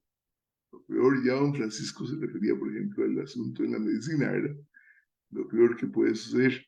Y además es plutocrática, el gobierno de los ricos, cleptocrática, el gobierno de los ladrones, y insoportablemente patriarcal, ¿verdad? Y entonces en esta sociedad ocupamos un espacio, y esta sociedad, por cierto, que tiende a reducirnos esos espacios constantemente. Un ejemplo de lo que planteo es la clase de viviendas en la que nos meten, ¿verdad? Claro, si uno tiene plata, ¿verdad? Entonces puede tener un palacete. Pero si somos humildes, sencillamente que vivimos de un trabajo, entonces cada vez nos encierran más, ¿verdad? Casas para el pueblo, como si el pueblo no fuese quien realmente construye el mundo en el que estamos constantemente, ¿verdad? Necesitamos entonces espacio, necesitamos entonces sentirnos cómodos en donde estamos, en donde vivimos, pero basta montarnos a un autobús, por ejemplo, ¿verdad? Para perder toda esa situación, o al tren, ¿verdad? Basta ir a la playa cuando hay muchísima gente y entonces está aquella cosa aterrada, especialmente las playas que dicen que son las de moda, etcétera, ¿verdad? Pero bueno, tomemos en cuenta esa situación, el hombre es lo físico, el ser humano, perdón, el ser humano es lo físico, ¿no? El ser humano es lo biológico, somos vida, y esta vida necesita, como sabemos, alimento, necesita de sobra alimento, un alimento adecuado, definitivamente. Este ser humano necesita entonces aire, este ser humano necesita luz, este ser humano necesita todo lo que la vida exige, ¿verdad? Para realizarse plenamente y lo que nos niegan constantemente, insistir en eso, ¿verdad? Esa sociedad horrible en la que estamos. El ser humano es lo físico, lo biológico, lo psíquico, ¿verdad? Es racionalidad, es esa maravilla, ¿verdad?, de nuestro cerebro y todo nuestro organismo funcionando para, por ejemplo, comprender el mundo y una vez que se entiende, transformarlo definitivamente, ¿verdad? Y como bien decía don Francisco, mente sana en cuerpo sano, ¿verdad? Y para que haya un cuerpo sano somos lo físico y somos lo biológico. Entonces, satisfacer adecuadamente lo físico, lo biológico, para que se dé lo psíquico plenamente, ¿verdad?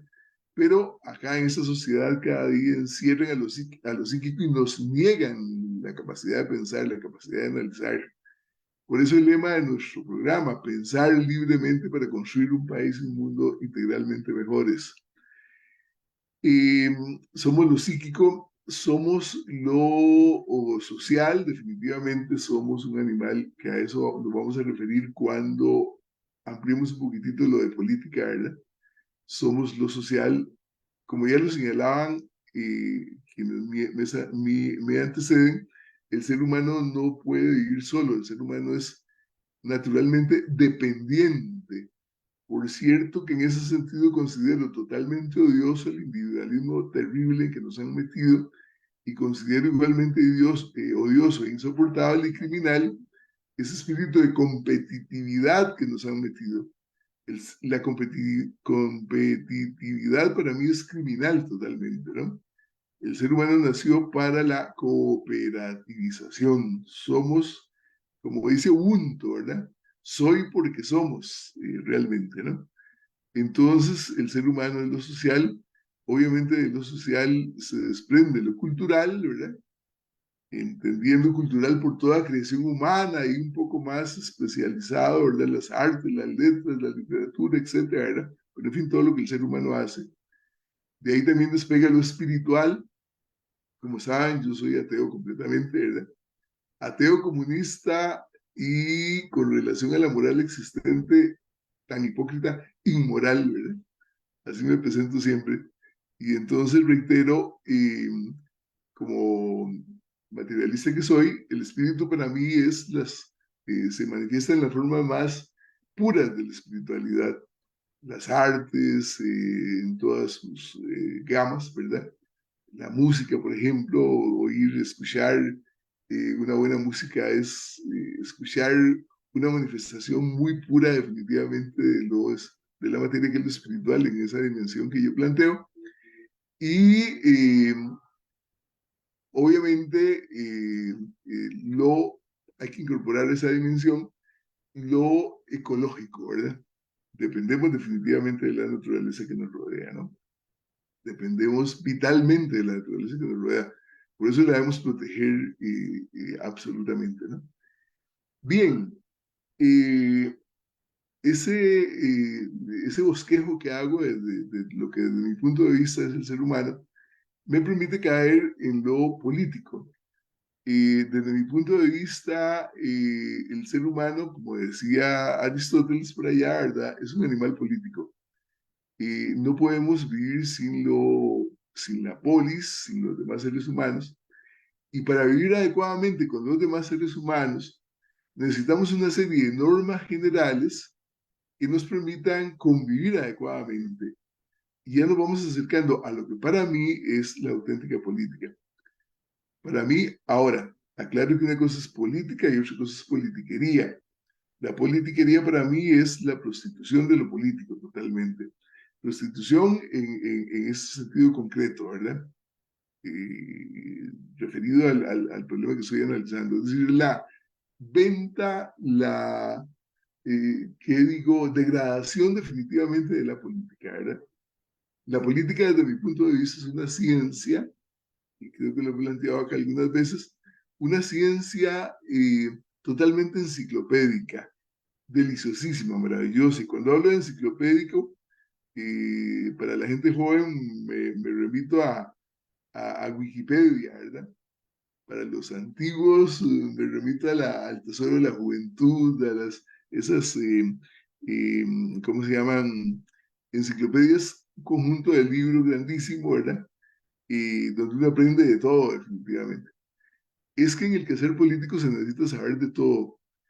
Eh, el quehacer político nos exige saber de todo lo que el ser humano es, ¿verdad? Entonces, de biología, de ecología, de lo necesario para que el ser humano satisfaga sus necesidades biológicas, de economía, de sociología, de derecho, etcétera, ¿verdad? Eh, y aquí viene algo muy particular.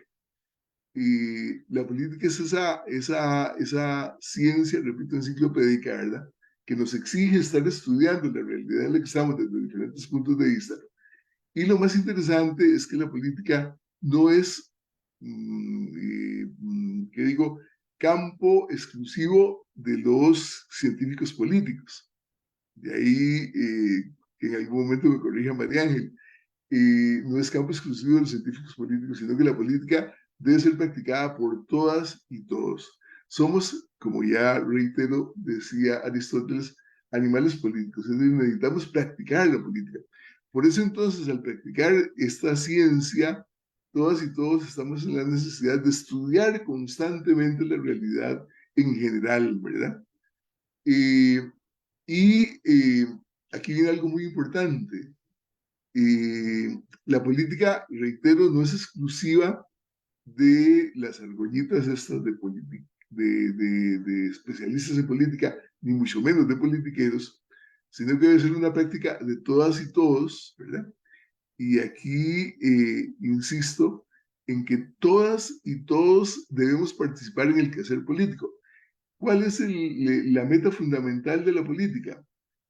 Analizar la realidad en la que estamos, buscando detectar sus problemas, buscando detectar sus recursos para resolverlos, buscando detectar los responsables de resolver esos problemas, que somos todas y todos en última instancia, buscando definir los métodos para resolver esos problemas, buscando definir eh, métodos también para evaluar lo que se va haciendo para resolver esos problemas, culminar la resolución de esos problemas. El proyecto de un puente, por ejemplo, de una alcantarilla, de una acera, de un parque, en fin, ¿verdad? Eh, Cosas tan simples que también nos llevan a lo más grande. ¿Qué está pasando entonces en el país, en la región? ¿Qué está pasando entonces en el cantón? ¿Qué está pasando entonces en la región? ¿Qué está pasando entonces en el país? Entonces, repito, la política entonces debe ser una actividad en la que nos exige conocer todo para detectar los grandes problemas que más nos afectan, para resolverlos, etcétera, etcétera, ¿verdad? Y esta política nos exige, ahora sí, lo ético, ¿verdad? Pero eh, antes de entrar a lo puramente ético, creo que es importante analizar el mundo en el que estamos en este momento, las y los costarricenses, muy brevemente, ¿verdad? Muy brevemente. Llamar la atención sobre eso, ¿verdad? Entonces recordemos que estamos en un mundo en transición totalmente, ¿verdad? De un sistema mundo unipolar, después de que cayó la Unión Soviética, ¿verdad? De Estados Unidos y su gente ahí, su argolla, ¿verdad? Europa capitalista, manejando el mundo, de un mundo unipolar a un mundo multipolar, ¿verdad? Que es el que estamos conformando, ¿no? Entonces, atención a esa situación. Es un mundo en transición. Se dice por ahí que América Latina, por ejemplo, es una zona en disputa, ¿verdad? Entre la multipolaridad y la unipolaridad. Eh, entonces tenemos que tener eso clarito cuando nos metemos al quehacer político. Estamos en un mundo en transición. Estamos en una América Latina interesantísima en este momento, ¿verdad? Eh, Ese choque entre los dos mundos se da en América Latina en este momento, ¿verdad?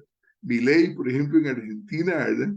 Ese atarantado, ¿verdad? Que apareció ahí en Argentina, representa lo peor, ¿verdad? El capitalismo neoliberal a ultranza. Hablo definitivamente de criterio mío, a ultranza totalmente, con todos los defectos del sistema capitalista que ya enumeré, mientras que, por ejemplo, en Bolivia, ¿verdad? El gobierno existente ahí en Bolivia es todo lo contrario. Es un gobierno colectivista, es un gobierno que busca el bienestar integral de toda su población. Qué bonito, pues, porque es manejado fundamentalmente por aborígenes bolivianos, ¿verdad? Con toda la sabiduría de miles de años acumulada ahí, ¿verdad? En ese país tan particular. Bueno, Costa Rica, ¿qué está pasando en Costa Rica? También tenemos esa situación de lucha, ¿verdad? Un gobierno, y digo esto bajo mi responsabilidad, un gobierno capitalista, neoliberal, etcétera, etcétera, que es títere, bueno, que por dormidos como pueblo nos está manejando, que es títere definitivamente de los grandes ricos nacionales y transnacionales e internacionales, y, y que debemos entonces como pueblo organizarnos para confrontar esas políticas. La única meta que el gobierno tiene en este momento es privatizarlo todo, ¿verdad? La caja, la educación, el ICE, en fin, esa es la única meta clara que tiene, ¿no? Bueno, pues como pueblo no debemos permitir que se nos robe el país, que se nos roben las grandes instituciones, sino todo lo contrario, fortalecer la caja, fortalecer la educación pública, etcétera, etcétera, ¿verdad? Entonces vean que estamos en un momento muy particular, definitivamente. ¿Qué nos exige este momento particular en el que estamos? Y hablábamos un poquitito de lo ético, ¿verdad? Eh, yo siempre planteo un mandamiento bastante materialista desde todo punto de vista, ¿no? Incluso robándome ahí la fraseología tradicional religiosa. El mandamiento que debe privar en todo lo que hagamos y en lo político en particular, en este momento es ama a tu prójimo y a la naturaleza como a ti mismo, ¿verdad? Ama a tu prójimo, ama a la sociedad y a la naturaleza como a ti mismo, ¿verdad? Ya me voy callando, no te preocupes, Indira. Ya sé que me cayó la guillotina del tiempo, pero termino con esto. Entonces, amar al prójimo y a la naturaleza como a sí mismo. O sea, lo colectivo y lo ecológico como principio fundamental de todo lo que hagamos. Y a partir de eso, entonces sí, ¿qué valores son fundamentales en este momento? Y bueno, ahí repito lo que ya han planteado los compañeros. Valores como la solidaridad, ¿verdad? Hoy, reitero, la solidaridad versus el individualismo criminal que nos quiere meter en la competitividad. Valores como la honestidad.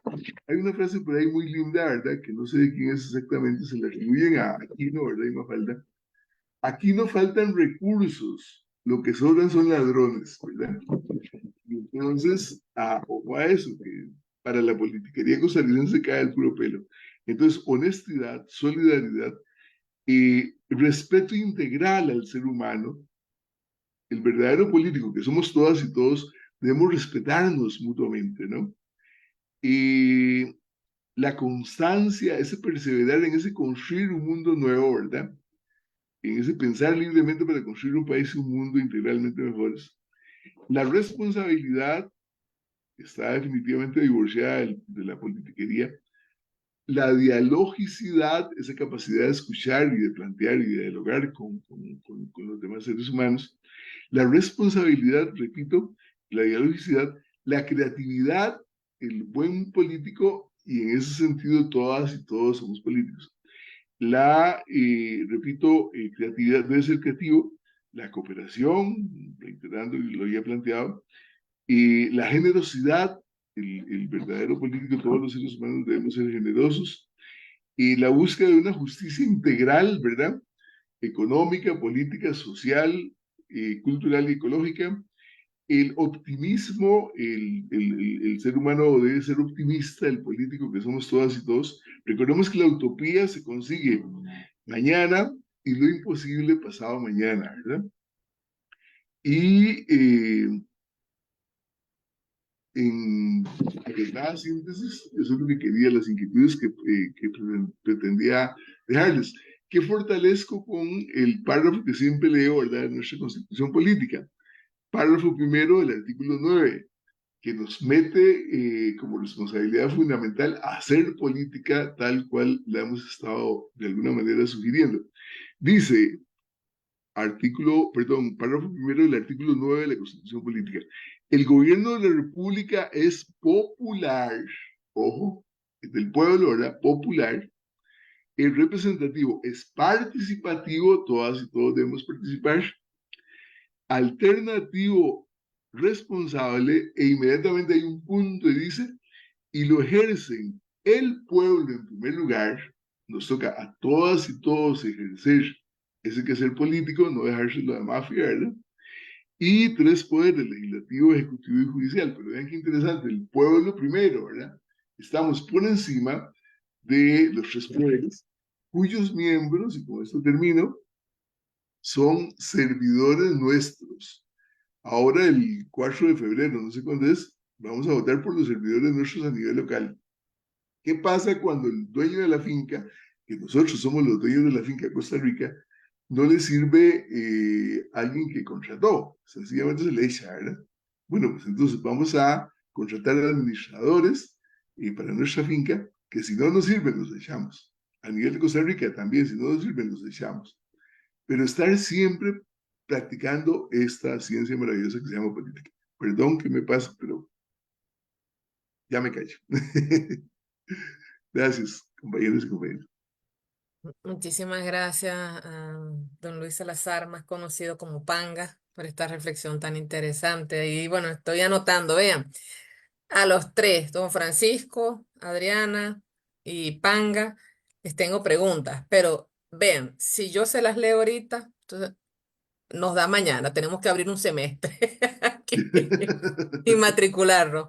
Entonces, bueno, yo les pediría de manera amable, por favor, que cada uno diera una pequeña reflexión. ¿Cuál es el mensaje que ustedes quieren transmitir en el día de hoy? ¿No? Como dirían en filosofía, la sustancia, ¿no? A los oyentes que en este momento nos están escuchando desde cualquier lugar del mundo y bueno, y mañana es importante también acotar esto, ¿no? Que va a haber una repetición en Radio Actual 107.1 FM. Y bueno, siempre les invitamos a escucharnos y a compartir nuestras publicaciones. Entonces, eh, no sé si don Francisco quisiera entonces decirnos algo.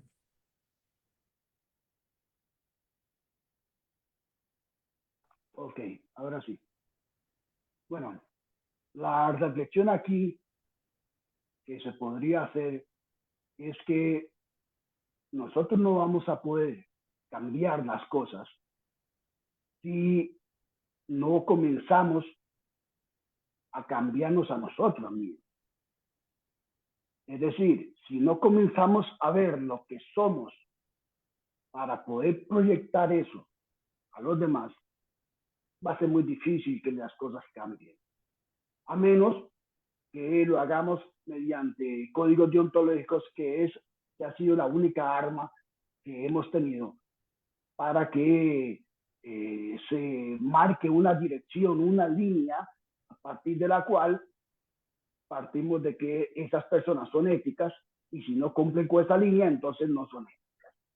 Así de sencillo, una cuestión muy básica, son códigos mediante los cuales trabajamos.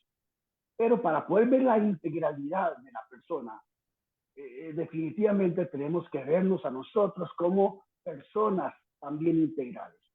Si nosotros somos personas que dependemos de lo que poseemos, de lo que tenemos, de nuestras propiedades, esa integralidad como persona también va a depender de ella.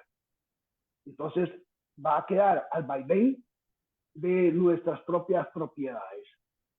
Y eso marcará a una persona no solamente enajenada, sino una persona débil, una persona que no va a tener posibilidad de ver más allá de sus narices y de que cuando se enfrente a otra persona, la va a mirar según su contexto, es decir, según su ser a partir de lo que posee, y así la va a medir. Tanto eres, tanto mides a los demás. Y esa situación, mientras no se revierta hacia nosotros mismos, no va a cambiar. Por eso se entiende por qué razones que hemos tenido que acudir a los códigos, que hasta, como dice la compañera, la compañera creo que fue, hasta los 10 mandamientos es un código. Así que si desde hace 2000 años estaba partiendo, 2500 años, 3000 años, estaba pensando en eso, imaginen ustedes, todavía tenemos 3000 años de seguir en las mismas babosadas. De ahí que si no nos volvemos a nosotros mismos, si no entendemos lo que nosotros mismos somos, al estilo socrático incluso, esto no va a cambiar. Muchas gracias. Bueno, la profesora Adriana allí, un mensajito a la audiencia. Y bueno, sigo la idea de don Francisco. Me gusta mucho este llamado al conócete a ti mismo, pero también, ¿verdad? El más amplio que es el cuido de sí, la ocupación de sí, ¿verdad? El ocúpate a ti mismo también. Entonces es algo de conocerse, pero también trabajarse constantemente Y sobre todo, siempre reflexionar críticamente los presupuestos en los que baso mi vida, ¿verdad? Porque no necesariamente los hacemos y muchas veces son valores que pueden ser valores no excluyentes, que ya no están funcionando, ¿verdad? Que pueden tener ahí algunos problemas. Eh, entonces eso, me parece que también la educación va por ahí, ¿verdad? Que hemos tradicionalmente reducido la educación a la transmisión de una serie de información, de conocimientos. Hemos valorado muchísimo lo académico, lo intelectual y una noción de intelectual sin emociones, ¿verdad? Sin contexto, sin cuerpo. Entonces creo que frente a ese tipo de educación necesitamos recordar que la pregunta, la problematización, la reflexión crítica es parte fundamental del proceso de la educación en general, de la formación de todo individuo, de un ser humano, etcétera, ¿verdad? Pasa por la pregunta y eso es algo que he notado también. Muchas veces la sociedad acude, le pregunta a la ética profesional, qué hacer en este momento, en este mundo tan convulso, transitorio, etcétera. Y lo que están esperando son normas, principios, pasos a seguir, ¿verdad? Porque obviamente es como lo más sencillo, lo más fácil. Lo difícil es estarse preguntando, cuestionando cosas, incluso pilares de nuestras vidas, ¿verdad? Pero creo que la educación necesita también darnos la posibilidad y las condiciones para poder hacer eso, ¿verdad? Y bueno, tal vez ese es el mensaje que quiero transmitir. Gracias. Muchísimas gracias a don Luis Salazar, conocido como Panga, a don Francisco y a la profesora Adriana. Ve, ya estamos así como que en el tiempo límite. Don Luis, usted despídase así en unos segundos, colocamos el Sí, jingle y nos vemos. y nos vemos. Sí, simplemente pensar libre, la recomendación que hago con todo respeto es pensar libremente para construir un país y un mundo integralmente mejores, porque si no cambiamos el país y el mundo, desapareceremos como especie. Gracias. Buenas noches, hasta luego.